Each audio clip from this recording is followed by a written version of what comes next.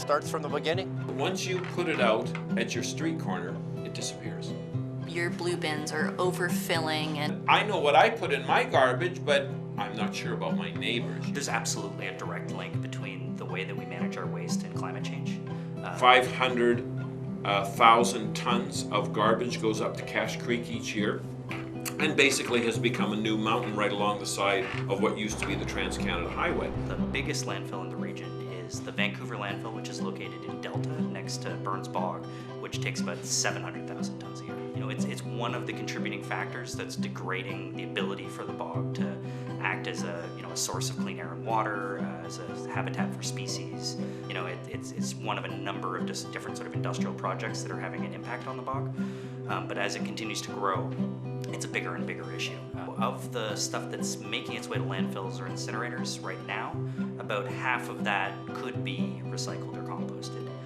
Basically, composting is 50% of our garbage. So when you put food scraps into the landfill, they break down and they produce methane, which is a greenhouse gas. It's something like 20 times more potent than carbon dioxide when released into the atmosphere.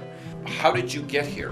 You most likely got here by an internal combustion engine, and I really hate to tell you, but that's an incinerator. If you're burning stuff, you're moving it along that chain of entropy much faster than anything else you could do. You're basically taking it from a usable, sort of useful material and then just basically evaporating it.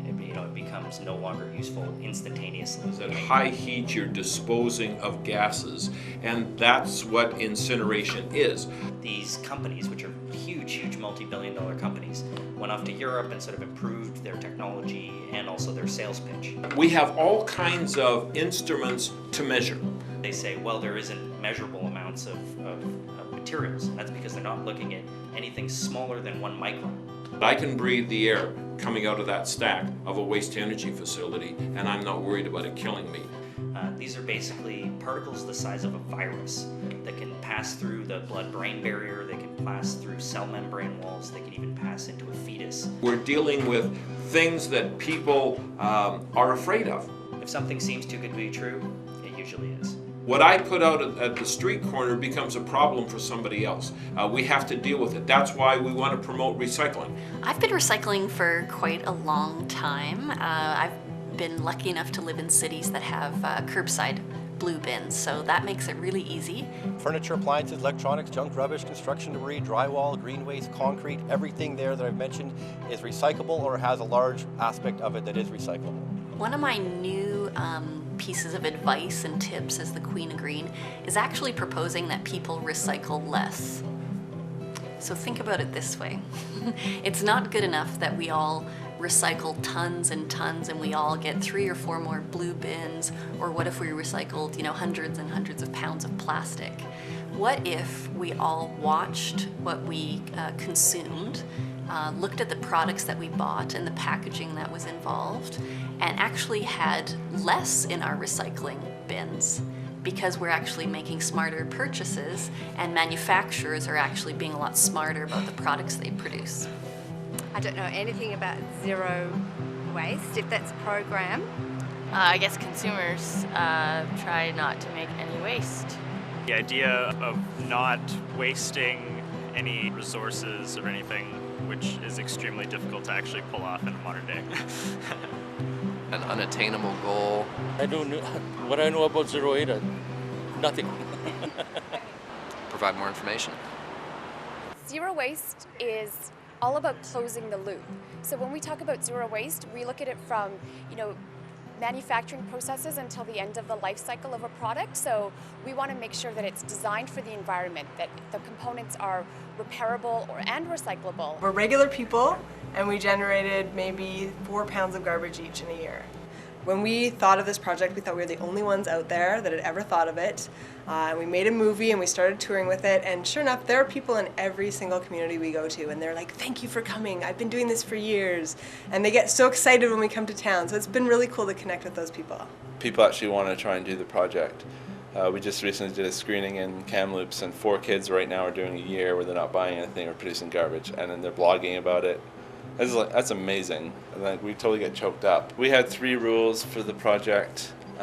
We wanted to keep it simple. So the first one was no buying stuff. We decided to cut things coming into our house out, because eventually they're going to go to the landfill. So we said no stuff for a year. Rule number 2 is no producing garbage. It's pretty straightforward.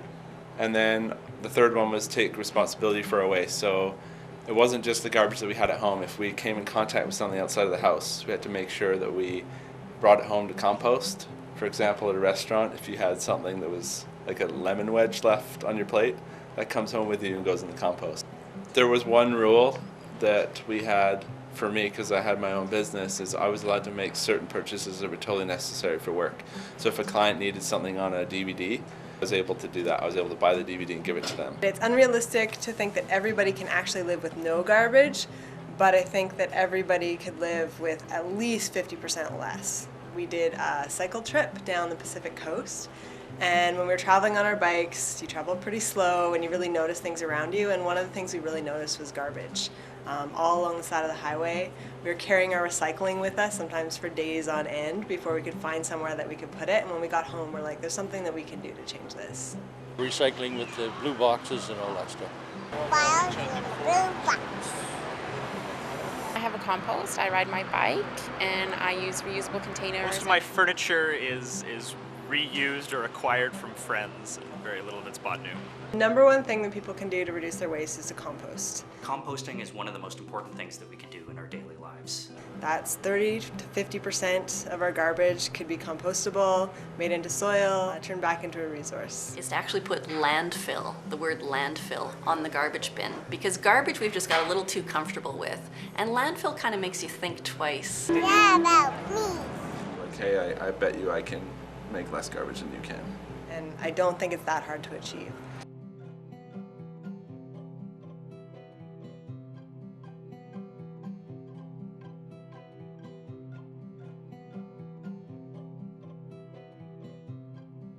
All about me. And point to yeah, about me. Say it's all. Go. It's all about me. Do it again. Go. When we started getting in film festivals, we were quite surprised how much people actually are interested in garbage and our movie. And we had a situation where we were up for an award in Vail at our premiere, and they put us on the red carpet with celebrities, and it was super awkward because we really weren't sure if we were supposed to be there, and then they sort of shuffled us around to go on because we were part of the award ceremony. And we were standing beside like the guy from Sopranos, and like, hey, how's it going? What do you, we made a movie about garbage. Like, what do you say? It's like, I like The Sopranos.